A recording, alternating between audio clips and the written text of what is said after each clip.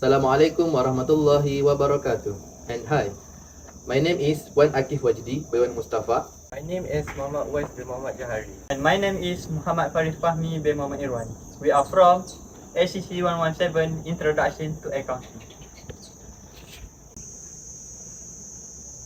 We will presenting about identifying characteristics of business forms like sole proprietorship, partnership, private and public limited company. For your information, knowing the identifying characteristic business form can help you make strategic decisions that can affect your business. So, for the first characteristic of business forms is sole proprietorship. This business is owned by an individual person. There are many ways to raise capital to start this business. For example, using personal savings. Usually, the owner often use their saving to start their business. Moreover, you need to choose unique and simple name that relates to your business. After that, you need to register it with local and state authorities, especially if the name different from your own name. In addition, there are several documents required to register a sole proprietorship that may vary depending on the location and type of business. But it is important to check with your local or state business registration office to find out the exact documents and requirements that need to be followed in your area. Furthermore, in a sole proprietorship, the owner has a limited personal liability for the debts and obligation of the business. It means the owner is personally responsible for all business debt, liabilities, and legal obligation. If the business incurs debt or face legal action, creditors can pursue the owner's personal asset, such as savings, property, or other personal belongings. In summary, a sole proprietorship exposes the owner to unlimited personal liability, which is a significant factor to consider when choosing this type of business structure. Also, in a sole proprietorship, the owner retains all the profit and is responsible for all the loss incurred by the business. Unlike partnership, where profit and loss are shared among partners, according to a predetermined agreement. A sole proprietorship, there is no need to share profit with others. The owner receives the full financial benefit of their hard work and investment.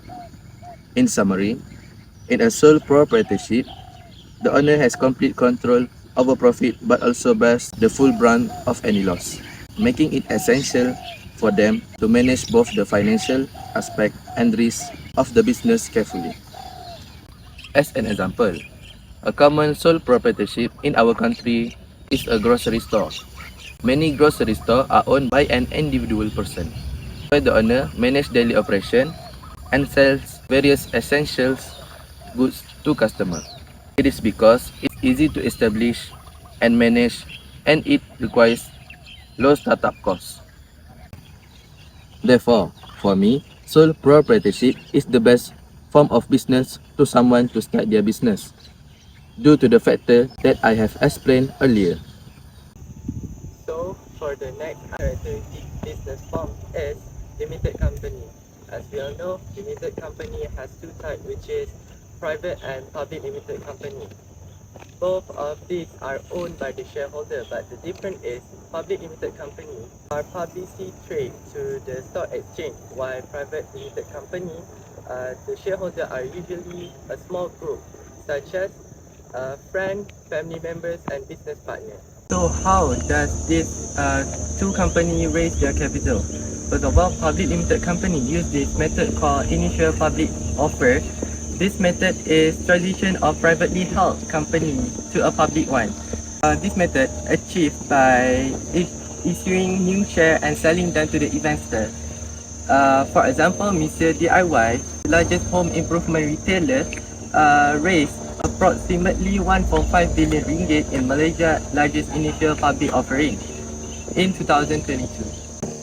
For a private limited company, they raising capital by making bank loans. For example, Astro Sediam Berhad can rescue loans from financial institutions including both short-term and long-term. For the registration business established, the public limited company Malaysia trading name should include the name Berhad, because name verification is important for the company formation in Malaysia. For example, we have Petronas Berhad. Private limited company, they need to hiring a company secretary.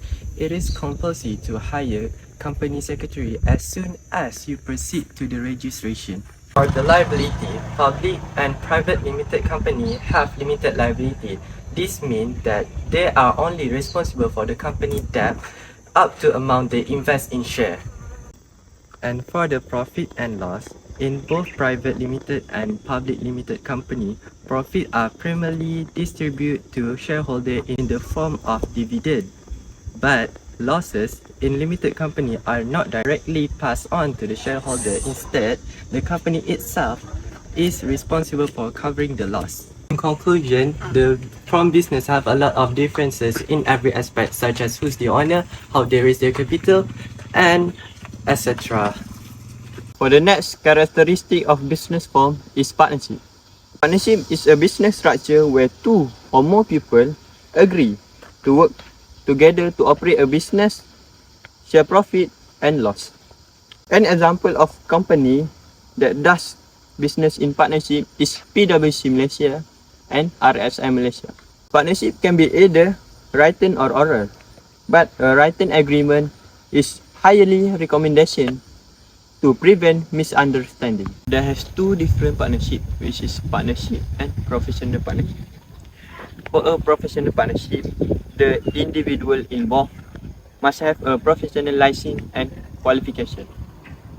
It is because most professional partnership only include a person who in the same industry, such as doctors joining together to open a clinic. With a professional license, it can increase the involvement of individuals in a partnership, which is in the range of 2 to 50 individuals. While for partnership, individual involvement is limited to 20 people only. In business partnership, profit and loss is something that is very important to investors. Sometimes, profit and loss are divided based on the amount each partner has invested in the business. For example, if one partner contribute 70% of the initial capital and the other contribute 30%, the profit and loss may be shared in a 70-30 ratio. But if there is no agreement, most jurisdictions assume that profit and loss will be shared equal among the partners. For liability, the owners need to bear unlimited liability, which is the owners or partners' personal property will be used to settle the debt if the business is unable to pay the debt during liquidation. Therefore, I choose the partnership business because it can facilitate individual affairs in many aspects. Business in partnership can expand ideas and be able to share opinion in making decisions. In addition, it can also reduce the cost to be borne by individual in the event of a loss. That's all from us. Thank you.